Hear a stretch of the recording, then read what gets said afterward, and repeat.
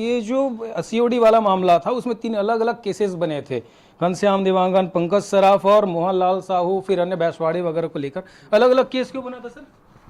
कैसे अलग अलग केस मतलब बने 3 थे? अलग अलग केसेस बने थे। आप बैंक को पूछिए, आप बैंक को पूछिए इसके बारे में। मोहनलाल साहू के प्रकरण में भी कार्रवाई करने के लिए बैंक को लिखा जा चुका है। नहीं, लेकिन बैंक से जब बात होती उनका कहना था कि वो तो जेआर साहब ने हमको ऐसा किया था, इसलिए उनके आदेशों पे हमने किया करके। बुलाइए जेआर साहब, बुलाइए, कौन ऐसा बोल रहा है? जो वहाँ बैंक प्रबंधन में बैठे एचओडी है, सीईओ, उन्होंने कहना था। वहाँ के बोर्ड में संयुक्त पंजीयक नहीं जाता है, उसकी भूमिका नहीं रहती है। मैंने आपको यही बोला था कि कोई भी मीडिया जिसमें आप भी शामिल हैं, अगर किसी भी प्रकार की गड़बड़ी सामने लाते हैं तो जो हमारी सक्षमता है उस सक्षमता के आधार पे हम कार्रवाई करते हैं। आपके द्वारा त्वरित कार्रवाई जो संस्था स्तर की है उसकी भी अपेक्षा अगर विभाग से करेंगे तो जो चीज जिसके स्तर की है वही कार्रवाई करेगा। सर, ये विभाग के लोगों ने तमाशा बना के रखा हुआ है कि 10 करोड़ रुपए यहाँ पे गबन हो जाता सरकारी धन, उसके बाद वे कार्यवाही में 7 सालों से चल रहा है और 7 सालों के बाद 6 महीना ये निकल गया। आखिर इतने ढिलाई क्यों? क्या विभाग के कर्मचारी सिर्फ अपने ही काम के लिए लगे हुए, सिर्फ धनार्जन में जुटे हुए? क्या उनको कोई कार्यवाही नहीं दिखता? हम सीओ से भी बात किया, आपसे भी बात करें, आप भी जिम्मेदार हैं, मैं आपसे जानकारी चाहूंगा।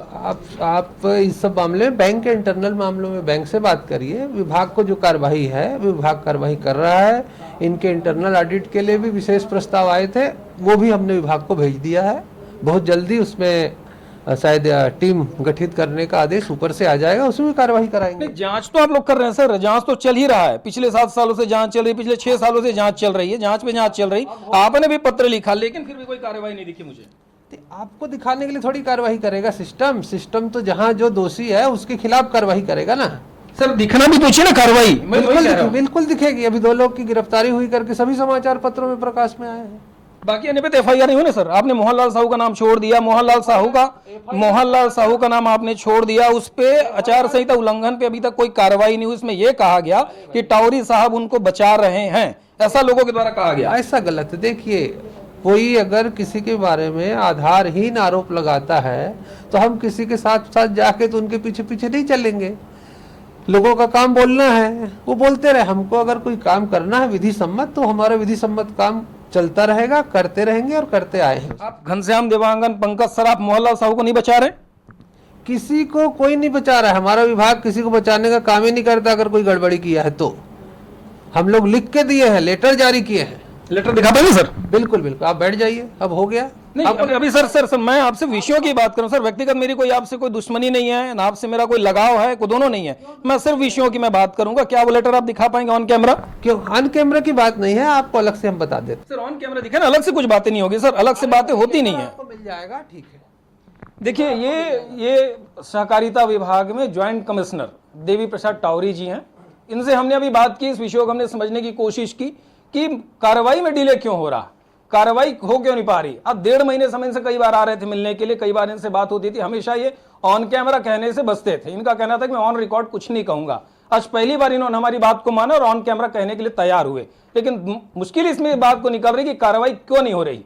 4 मुख्य आरोपी हैं इसमें, मोहनलाल साहू, घनश्याम देवांगन, पंकज सराफ और उनके रिश्तेदार, जिन पे कार्यवाही नहीं हो रही।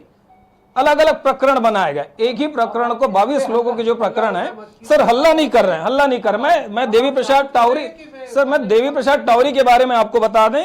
देवी प्रसाद टावरी साहब पूर्व में बालोद जिला के कचांदूर के रहने वाले हैं, आजाद हॉस्टल दुर्ग में रह के पढ़ाई किए और पूर्व में सहकारिता मंत्री दयालदास बघेल को एसडी रहे। वर्तमान में भी इन्होंने एसडी बनने के लिए कोशिश की, पर वहां से इनको निराशा मिली थी। अभी अपेक्स बैंक में एमडी बनने में प्रयासरत है, पर संभवतः बने ना बने भविष्य का विषय हो सकता है। जिस तरीके से जो चीजें चल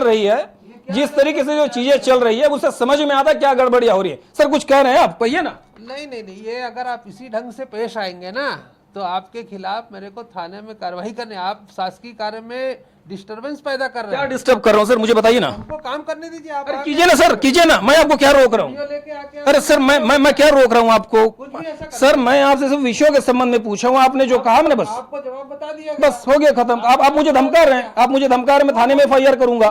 आपने बोला ना सर कि मैं एफआईआर करूंगा। थाने में एफआईआर कराना ये मेरा राइट है। अगर आप डिस्टर्ब करोगे तो मैं डिस्टर्ब करूंगा तब। आप आरोप लगा रहे हो ना कि मैं जो हूँ कहीं कहीं पे पदोन्नति के लिए प्रयास कर रहा हूँ, यहाँ का रहने वो। मैंने आरोप नहीं लगाया, मैंने फैक्ट बताया। अरे भाई मैं क्यों प्रयास करूंगा किसी के पास मैंने जाने के लिए? फैक्ट बताया, मैंने आरोप नहीं लगाया, मैंने आपको सिर्फ फैक्ट बताया कि ऐसी चीजें हुई। आप ओएसडी थे सहकारिता मंत्री के। अरे भाई आप जो सर, बोल थे कि रहे हैं नहीं? ना सर मैं सच्चाई बताया, मैंने आपको कोई आरोप नहीं लगाया। नहीं, आपने क्या बोला कि मैंने आरोप लगाया। मैं प्रयास कर रहा था, मैं प्रयास नहीं सर आप कर रहा कचंदू के था। रहने वाले की नहीं? अब मैं जहाँ का भी आप रहने आजाद वाला- हॉस्टल में रहे कि नहीं? आजाद हॉस्टल का नाम उस समय था ही नहीं। मैंने बता रहा हूँ, साइंस दयालदास कॉलेज- बघेल जी के कोऑपरेटिव मिनिस्टर रहते, आप ओएसडी थे ना, तो मैंने क्या गलत कहा? अरे शासन ने नियुक्त किया अब मैंने था। वही तो कहा ना सर, मैंने कोई गलत, मैंने ये नहीं कहा। कभी प्रयास नहीं अरे सर करता। मैंने ये कहा कि अगर मेरी द्वारा कही गई बातें गलत हो तो आप मुझे बताएं, मैंने कोई गलत कहा? जो आप थे वही मैंने कहा ना, मैं आप पे कोई आरोप लगाया क्या? आपने आगे ये कहा ना कि मैं कहीं पर और प्रयास कर रहा था जी, या बिल्कुल, कहीं मुझे जानकारी मिली, वो मैंने कहा। तो आपको जानकारी मिली ऐसा बोलिए, मैं मैंने प्रयास कहा। कर रहा था ऐसा क्यों सर, बोल रहे हो मुझे आप? जो जानकारी हुई मैं आपसे कहा, मैंने अक्सर कोई आपसे नहीं कहा। तो यहाँ बैठ के क्यों चिल्ला रहे हो आप? बाहर सर जाके चिल्ला चिल्लाइए। नहीं रहा हूँ सर, आप मैं तो चिल्ला आपसे ही रहे विषयों हो। के संबंध में जानकारी के लिए आप आया हूँ। मैं चिल्ला ही आपसे रहे हो। कोई बहस करने नहीं आया, आपको मैंने बहुत विनम्रता के साथ बात कर रहा अब हूँ। आपकी विनम्रता कहीं देखते हुए मैं बोल रहा हूँ, क्या विनम्रता होती है हम लोगों को भी समझ है। आप अपना नाम, गांव, पता, ठिकाना, आपसे रिक्वेस्ट है आप डाल के जाइए। आप इतना समय हमारा लिए हैं, है ना, बहुत अच्छी बात है। जो भी आपको समझ पड़ा आपने कर दिया। अब आप अपना नाम, पता, ठिकाना हमको दे के जाइए। बिल्कुल, आपको सर आपको नाम पता हम सारी चीजें देंगे, और मुझे नहीं लगता कि मैंने आपको ऐसे कुछ किया। अगर आप करना चाहें तो आप ठीक है, आप धमका सकते हैं, धमकाने में सर आपका अधिकार है। हम तो सिर्फ विषयों की बात कर रहे थे। जब हमने उनसे इस विषय में बात की तो उनका कहना था कि उनके शासकीय काम में हम हस्तक्षेप कर रहे हैं, इसकी वजह से थाने में कार्रवाई करेंगे। एक तरीके से धमका रहे हैं वो हमको, ताकि हम दोबारा उनके पास ना आए, दोबारा हम उनके काम, उनसे इस विषय के संबंध में जानकारी ना लें। पर यह सिलसिला चलता रहेगा जब तक इस विषय में कोई कार्यवाही नहीं होगी। कैमरा पर्सन सुरेश के साथ राहुल गोस्वामी, स्वदेश न्यूज, रायपुर।